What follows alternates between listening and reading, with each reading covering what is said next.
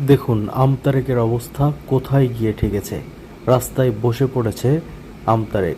আমতারেক যে রাজনীতিতে অপরিপক্ক তারই প্রমাণ দেখুন। ছিল গণ অভ্যুত্থানে আমাদের ছোট সংগঠনটা আমরা লড়াই করছি, কষ্ট করছি। এবার বন্দোবস্ত আমাদের একটা স্বপ্ন ছিল, গণ অভ্যুত্থানে আমাদের ছোট সংগঠনটা আমরা লড়াই করছি, কষ্ট করছি। এবার নির্বাচনে অংশগ্রহণ করব, আমরা যেন গ্রহণটা করতে পারি। বন্দোবস্ত আমাদের একটা স্বপ্ন ছিল, গণ অভ্যুত্থানে আমাদের ছোট সংগঠনটা আমরা লড়াই করছি, কষ্ট করছি। এবার নির্বাচনে অংশগ্রহণ করব, আমরা যেন অংশগ্রহণ করতে না পারি সেটা ঠেকানোর চেষ্টা করছি। এটাই আমাদের মনে হচ্ছে। এতে কারো লাভ আছে কি?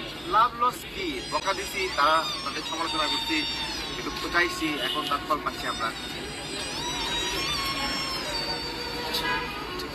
এটা আসলে আমতারেকের নতুন ধান্দা, নতুন নাটক। এই নিবন্ধন কেন্দ্র করে সে সারা বাংলাদেশ থেকে টাকা উত্তোলন করেছে। যেহেতু তার নিবন্ধন হবে না, সে নিবন্ধন পাবে না, তো যাদের থেকে টাকা নিয়েছে সেই টাকার হিসাব তো তাকে দিতে হবে। এই হিসাব না দেওয়ার জন্যই এই নাটক তৈরি করেছে সে।